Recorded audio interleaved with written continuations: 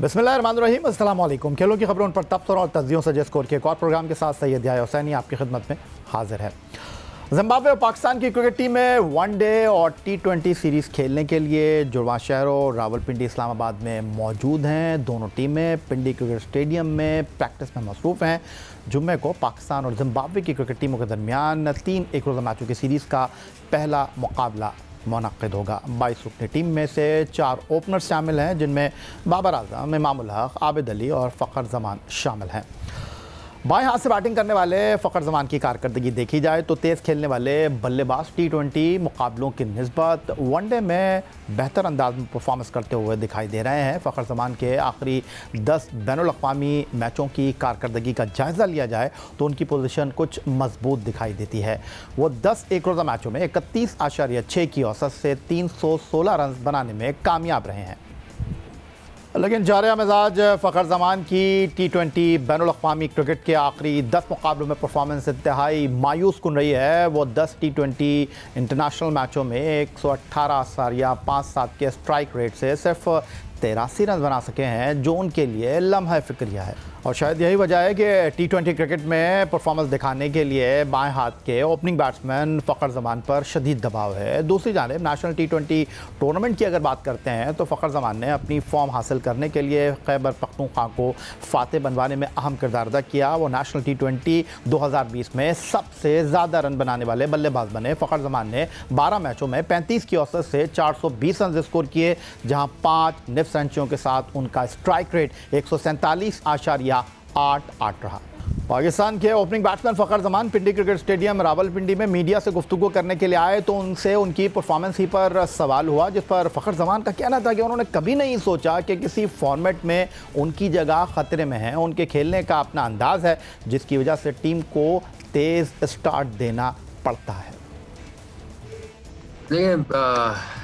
आपने सही बोला, क्रिटिक्स जो होते हैं वो तो और वो लाजमी होते हैं। वो एक मेरे ख्याल में हम जो क्रिकेटर्स हैं या जो जितने प्लेयर्स होते हैं उनके लिए क्रिटिक्स बहुत मानी रखते हैं, और अगर क्रिटिक्स ना हो तो हम लोग उस तरीके से अपनी मतलब फाइट नहीं करते हैं, तो ये बहुत अच्छा होता है। बाकी तसलसल तो आपने सही बोला, काफ़ी टाइम से इस तरह है, लेकिन मैं काफ़ी टाइम वर्क किया है मैंने लॉकडाउन में भी, फिर यूके टूर पे भी जब मैं टीम के साथ रहा तो मैंने काफ़ी काम किया ख़ुद पे। और देखें मैं जिस तरीके से खेलता हूँ, मेरा एक अपना स्टाइल है, और मैं कोशिश करता हूँ कि मैं अपनी टीम को मतलब तेज़ स्टार्ट दूँ और तेज़ रन स्कोर करूँ, क्योंकि मेरे साथ बाकी लड़के होते हैं जो मैं ये बात कर रहा हूँ तो वो लंबा खेलने वाले होते हैं। तो मेरा रोल भी यही होता है कि मैं तेज़ स्टार्ट दूँ। उसमें आप रिस्क लेते हैं ज़्यादा, तो अगर आप रिस्क ज़्यादा लेते हैं तो उसमें अप्स एंड डाउन आते रहते हैं। लेकिन मैं अपने जो कोचिंग स्टाफ है और पहले मिकीता अभी मिसबा भाई हैं, तो वो लोग जिस तरीके से मुझ पे मतलब एतमाद करते हैं, तो मैं कोशिश करूँगा कि जो मेरे जो फेलियर ज़्यादा होते थे मैं उनको कम से कम करूँ, और अपनी टीम के साथ के लिए इंशाल्लाह कंसिस्टेंसी को मैं अपने अंदर। अब कुछ बात कर लेते हैं मुल्क के सबसे बड़े first class cricket tournament Quaid-e-Azam trophy की, जिसका आगाज़ हुआ और बाएं हाथ से बैटिंग करने वाले फवाद आलम एक्शन में आ गए। सेंट्रल पंजाब के खिलाफ नेशनल स्टेडियम कराची में पहले ही मैच में फवाद आलम ने सेंचुरी स्कोर कर डाली। सेंट्रल पंजाब ने पहली इनिंग में 207 रन स्कोर किए थे। सिंध की जानिब से फवाद आलम के अलावा कोई भी बैट्समैन खातिर खा कारकर्दगी का मुजाहरा ना कर सका। फवाद आलम ने सेंट्रल पंजाब के खिलाफ 250 गेंदों का सामना करके 115 रन की उम्दा इनिंग्स खेली और अपनी टीम को पहली इनिंग में 32 रन की सबकत दिलवाने में अहम किरदार अदा किया। सेंट्रल पंजाब के खिलाफ फवाद आलम ने अपनी 35वीं फर्स्ट क्लास सेंचुरी स्कोर की, जबकि कायद-ए-आज़म ट्रॉफ़ी में ये उनकी 28वीं सेंचुरी थी। सेंचुरी के साथ फवाद आलम ने एक मुनफरद रिकॉर्ड भी अपने नाम कर लिया। कायदे आज़म ट्रॉफ़ी में फवाद आलम ने सबसे ज़्यादा सेंचुरियाँ बनाने वाले दूसरे बैट्समैन होने का एजाज़ हासिल कर लिया। शफीक अहमद वो वाहिद क्रिकेटर हैं जिन्होंने फवाद आलम से ज़्यादा 29 सेंचुरियाँ इस कायदे आज़म ट्रॉफ़ी में स्कोर की। मौजूदा खिलाड़ियों में फवाद आलम कायदे आज़म ट्रॉफ़ी में सबसे ज़्यादा सेंचुरियाँ बनाने वाले बैट्समैन हैं। दूसरी जानिब नेशनल स्टेडियम कराची में फवाद आलम का अपने पसंदीदा ग्राउंड के हवाले से कहना था कि नेशनल स्टेडियम कराची में अगर फवाद आलम परफॉर्मेंस करें तो वो सबको दिखाई देती है। 16 इनिंग्स में अगर फवाद आलम की नेशनल स्टेडियम कराची में कारकर्दगी का जायज़ा लिया जाए तो नेशनल स्टेडियम कराची में गुज़िश्ता 16 इनिंग में 7 सेंचुरियाँ स्कोर करने में कामयाब रहे हैं फवाद आलम 16 इनिंग में 110 की औसत से 1215 रन बनाने में भी कामयाब रहे हैं। उधर कायदे आज़म ट्रॉफ़ी 2020 में ऑलराउंडर हुसैन तलत भी इन दोनों बेहतरीन फॉर्म में दिखाई दे रहे हैं। नेशनल T20 कप में हुसैन तलत ने उम्दा बल्लेबाजी का मुजाहरा किया और कायदे आज़म ट्रॉफ़ी में भी हुसैन तलत ने अपनी बेहतरीन फॉर्म बरकरार रखी हुई है। कराची में खेले गए सदर्न पंजाब और नॉर्दर्न की टीमों के दरमियान मुकाबले में हुसैन तलत ने अपनी करियर की पहली डबल सेंचुरी बनाई। हुसैन तलत ने 316 गेंदों पर 33 चौकों और 6 छक्कों की मदद से 253 रन स्कोर किए। अब हुसैन तलत की नेशनल T20 कप की कारकर्दगी पर भी बात कर लेते हैं। नेशनल T20 कप में हुसैन तलत ने सदर्न पंजाब की जानिब से ज़बरदस्त बल्लेबाजी का मुजाहरा किया और अपनी टीम को फाइनल में पहुंचाने में अहम किरदार अदा किया था। हुसैन तलत की नेशनल T20 कप की कारकर्दगी कुछ इस अंदाज में रही कि 12 मैच में उन्होंने 35.44 की औसत से 319 रन स्कोर किए।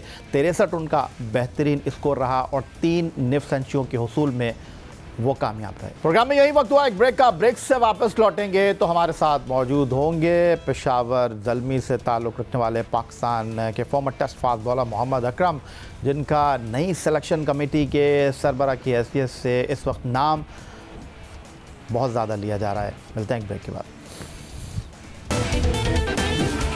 अब चलेंगे जनाब इस्लामाबाद, जहां हमारे साथ मौजूद है पाकिस्तान सुपर लीग की एक मकबूल फ्रेंचाइज पेशावर ज़ल्मी के डायरेक्टर क्रिकेट और कोच रहने वाले पाकिस्तान के former test fast bowler Mohammad Akram sahab, जो पाकिस्तान के लिए 9 टेस्ट मैच 23 वनडे इंटरनेशनल खेले, 123 फर्स्ट क्लास मैचों का तजुर्बा। इसके साथ Mohammad Akram English county, Essex, सरे और उसके अलावा ससेक्स के लिए खेले और अब इनका नाम लिया जा रहा है जनाब मिसबाह-उल हक की जगह पाकिस्तान क्रिकेट टीम के नए हेड सेलेक्टर के हवाले से, और इस पर भी बात करेंगे। लेकिन फ़िलहाल मोहम्मद अकरम साहब आपको खुशामदीद कहेंगे। और पेशावर ज़ल्मी उन 4 टीमों में शामिल है जो पाकिस्तान सुपर लीग सीज़न 5 2020 के आखिरी मराहिल में एक्शन में होगी और तय हो गया है, और ये मुकाबले अब नवंबर में मुनक्किद हो रहे हैं। नेशनल स्टेडियम कराची इन मुकाबलों की मेज़बानी कर रहा है, तो कैसी तैयारी चल रही है आपकी पेशावर ज़ल्मी के हवाले से?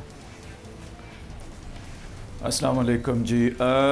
बहुत खुशी का मौका होता है जब भी पाकिस्तान में क्रिकेट हो रही होती है, और PSL जो कि कोविड की वजह से उस वक्त रोक दिया गया था, अब उसको कंप्लीट करने की मुकम्मल तैयारियां हो चुकी हैं। शुरू से ही मुझे लगता था कि ये मैचेस कराची में ही पॉसिबल होंगे नवंबर में, क्योंकि हम डोमेस्टिक क्रिकेट पहले भी खेलते रहे हैं और देखते रहे हैं कि इस वक्त इधर काफ़ी स्मॉग होती है। तो राइटली ये कराची मूव हो गया है और हम सारे लुकिंग फॉरवर्ड टू इट कि ये कितना जल्दी शुरू हो जाए इंशाल्लाह। तैयारियां सबकी आहिस्ता आहिस्ता लगी हुई हैं। उस तरह जो कोविड सिचुएशन थी उसमें थोड़ी सी अनसर्टेनिटी थी पहले, लेकिन अब ये है कि वी आर ऑल क्लियर कि इंशाल्लाह इट विल गो थ्रू।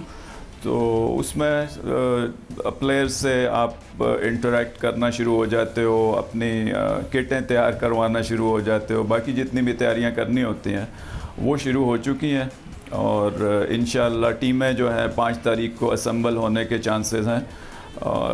तो 2-3 दिन तो आपकी टेस्टिंग में लग जाते हैं, उसके बाद कुछ प्रैक्टिस सेशन, 1-2 आपस में प्रैक्टिस मैचेस होंगे, और उसके बाद आप, क्योंकि पहली गेम ही आपकी बड़ी गेम है, तो पेशावर और लाहौर का मुकाबला है, तो एक अच्छा कॉन्टेस्ट आपको देखने का मिलेगा। तो मोहम्मद अकरम साहब, आप पाकिस्तान सुपर लीग में पेशावर ज़ल्मी से वाबस्ता हैं, लोग ये जानना चाहते हैं आपकी टीम की तैयारी कैसी है। दूसरी जानिब अगर मैं पेशावर ज़ल्मी और लाहौर कलंदर्स की कारकर्दगी की बात करूं तो लाहौर कलंदर के पास शाहीन शाह अफरीदी बेहतरीन फॉर्म में है, दूसरी जानिब फ़खर ज़मान ने भी अपनी फॉर्म बहाल कर ली है, उसके अलावा ऑलराउंडर मोहम्मद हफीज़ भी इन दिनों शानदार कारकर्दगी का मुजाहरा कर रहे हैं। लाहौर कलंदर के खिलाड़ी, अगर मैं बात करूं कि ज़्यादा गैर मुल्की खिलाड़ियों से अपने मुकामी खिलाड़ियों पर इन्हिसार कर रहे हैं। अगर आपकी टीम की मैं बात करता हूं तो पेशावर ज़ल्मी भी वहाब रियाज़ हैं, कप्तान हैं, शुएब मलिक हैं, इमामुल हक जैसे खिलाड़ी शामिल हैं। लेकिन आपको नहीं लगता कि लोकल खिलाड़ियों में लाहौर कलंदर की team as compare Peshawar Zalmi ज़्यादा मजबूत दिखाई दे रही है? देखो, वो भी हमारे ही बच्चे हैं। वो जब पाकिस्तान के लिए अच्छा कर रहे होते हैं तो हमें इंतहाई खुशी होती है और हम उनको फुली सपोर्ट कर रहे होते हैं। और 6 की 6 फ्रेंचाइज़ें एक ही उस पे होती हैं पेज पे कि पाकिस्तान को जीतना चाहिए। ये खुशी की बात है। मुझे अच्छा लग रहा है कि वो इन फॉर्म है। आप जब भी किसी से मैच खेलें तो ये अच्छा होता है कि वो पूरी स्ट्रेंथ से आपके ख़िलाफ़ खेलें। अब कल क्या हुआ या कल क्या होगा ये इधर ही रह जाएगा। 14 तारीख अभी दूर है। ऑन द डे जो अच्छा परफॉर्म करेगा, जो सीनियर लड़के हमारी तरफ है वो भी एक्सपीरियंस है, उधर भी यंग लॉट भी उधर उतनी स्ट्रांग है, इधर भी उतनी स्ट्रांग है। तो ये एक दूसरे से ज़रूर ग्राउंड में ये लड़ेंगे और एक अच्छा कॉन्टेस्ट आपको मिलेगा। इतना हम कह सकते हैं इस वक्त। उस दिन कौन कितना अच्छा खेलता है, कौन नर्व्स को अच्छा कंट्रोल करता है, वो जीतेगा। तो ये तो अच्छी बात है मोहम्मद अकरम साहब, आपने बहुत अच्छी बात की कि एक बड़े खिलाड़ी को उसके ख़त के हिसाब से लेकर चलना चाहिए। आपके साथ माजी में पाकिस्तान टीम के लेजेंडरी बैट्समैन यूनुस खान ने काम किया। आपने अब हाशिम आमला की खिदमत हासिल की पेशावर ज़ल्मी के लिए। सखलान मुश्ताक पेशावर ज़ल्मी का हिस्सा रहे हैं। अरशद ख़ान को हमने आपके साथ काम करते हुए देखा। लेकिन अब कुछ इसी तरह की बातें हो रही हैं कि आपका रोल पेशावर ज़ल्मी में थोड़ा कम हो गया है। क्या ये बात दुरुस्त है? बिल्कुल भी नहीं, ऐसा बिल्कुल भी नहीं है। ये डिसीजन मेरा था और जब मैंने ये डिसीजन किया तो मुझे चेयरमैन को बताने की ज़रूरत नहीं महसूस की, क्योंकि ये एक राइट डिसीजन था। और जितनी भी अपॉइंटमेंट्स, चाहे वो यूनुस खान की हो, सकलान मुश्ताक की हो, हाशिम आमला की हो, इसमें ऑनर्स बिल्कुल इंटरफेयर नहीं करते। क्रिकेटिंग मामलात में कभी भी उन्होंने इंटरफेयर नहीं किया और मैं इंटरफेरेंस पसंद भी नहीं करता। तो जब चीज़ें ठीक चल रही हैं तो उसमें जैसे मैंने कहा कि डैरन सैमी हो या मैं हो, मकसद टीम का अच्छा करना होता है। तो हम सारे मिल के काम करते हैं और मैंने थॉरोली इन्जॉय किया यूनुस खान के साथ काम करना। और अब वो पाकिस्तान के लिए इतना अच्छा कर रहे हैं तो ये अमेजिंग फीलिंग होती है कि इन्होंने अपना कोचिंग करियर हमारे साथ शुरू किया। इसी तरह जो बाकी सीनियर लोग आए, उन्होंने काम किया, तो ये बच्चों का फ़ायदा होता है। डैरन सैमी इज़ समवन जिसको ये बच्चे एडमायर भी करते हैं। तो वो एज ए हेड कोच के रोल में मुझे अच्छे लग रहे हैं। उनके मैनेजमेंट स्किल्स भी अच्छे हैं। तो जब फ्रेंचाइज आप रन कर रहे हो तो बहुत से और काम भी चल रहे होते हैं और ज़िम्मेदारी मेरी थोड़ी सी ज़्यादा हो गई थी। इस वजह से मैं अब फील करता हूँ कि मैं ज़्यादा रिलैक्स हूँ कि वो हेड कोच भी वाली जॉब लेंगे। मैं बॉलिंग कोच भी ऑन एंड ऑफ देखता हूँ और बाकी एज ए डायरेक्टर भी काम कर रहा हूँ। ठीक है अकरम साहब, आप जिम्मेदारियों के हवाले से बता रहे हैं कि वो ज़्यादा हो गई थी और आपने इसी अंदाज में उसको बांट लिया। डैरन सैमी के साथ जो इस टीम के लिए सोचते हैं, लेकिन आपके हवाले से खबरें आ रही हैं कि आप अपनी जिम्मेदारियां कहीं और बढ़ाना चाह रहे हैं। मिसबाहुल हक के चीफ सेलेक्टर का ओहदा छोड़ने के बाद नए चीफ सेलेक्टर के लिए आपका नाम सामने आ रहा है। तो मैं जानना चाहता हूँ कि आपके मामलात कहाँ तक पहुँचे हैं। देखो, अभी मैंने भी राइट लेफ़्ट से काफ़ी कुछ सुना है, लेकिन इनिशियल बात हुई थी ज़रूर। एक बात मैं बड़ी क्लियर कर दूं, जो मैं हमेशा जिस बात की मुखालफत भी करता रहा हूँ कि 2 ज़िम्मेदारियाँ फ्रेंचाइज और पीसीबी की लोग कर रहे थे। तो अगर मैं पीसीबी की तरफ जब भी गया तो पहले यहाँ से स्टेप डाउन करूँगा, अपने ओनर से बात करूँगा इनको अगर मुझे उधर जाना हुआ। बट मैं यहाँ पे बहुत खुश हूँ, बड़े मज़े से जॉब कर रहा हूँ और अल्हम्दुलिल्लाह टीम भी अच्छी कर रही है। और जब बच्चे अच्छा कर रहे होते हैं, आप उनके साथ काम कर रहे होते हो तो आप इंजॉय करते हो। तो मोहम्मद अकरम साहब, मैं ये कह सकता हूँ कि आप इस बात की तस्दीक कर रहे हैं कि पाकिस्तान क्रिकेट बोर्ड के साथ आप राब्ते में, अभी कुछ तय नहीं हुआ लेकिन आपकी बातचीत चल रही है बोर्ड के साथ? इनिशियल बात ज़रूर हुई थी, लेकिन उस पर मेरा जो रद्द अमल था कि इस वक्त मैं बिल्कुल PSL शुरू होने वाला है और मेरा पूरा फोकस इस पे होगा। ये असाइनमेंट जब तक कंप्लीट नहीं होती मैं अगली बात किसी से नहीं कर सकता। और मैं एक मल्टी ईयर कॉन्ट्रैक्ट है मेरा ज़ल्मी के साथ और जैसे मैंने कहा कि मैं बहुत खुश हूँ, मुझे कोई इशू नहीं है इसको छोड़ने का या इसको रखने का। It's like my own team अल्हम्दुलिल्लाह। तो लेकिन पाकिस्तान के लिए जब भी आपको मौका मिले, मेरा ख्याल है शाह साहब, अगर आपको भी मौका मिले तो आप भी वो इधर स्टार लगाना और इधर लगा के फ़ख्र ज़रूर महसूस करेंगे कि अपने मुल्क के लिए काम करना हो। लेकिन उसके लिए आपको जो बेसिक सारी चीज़ें होती हैं उनको देख के चलना पड़ता है कि इससे मेरी फ्रेंचाइज तो नहीं हर्ट होगी, बहुत से ज़िम्मेदारियां मेरे पे हैं, तो वो सारी मैं किसको हैंड ओवर कर सकता हूँ before I take on another job. तो ये सारी चीज़ें आपको देखनी पड़ती। बहुत शुक्रिया हमें वक्त देने के लिए। पाकिस्तान के फॉर्मर टेस्ट फास्ट बॉलर और पेशावर ज़ल्मी के डायरेक्टर क्रिकेट मोहम्मद अकरम साहब, जिनका नाम पाकिस्तान क्रिकेट बोर्ड की सिलेक्शन कमेटी के नए सरबराह की हैसियत से सामने आया है।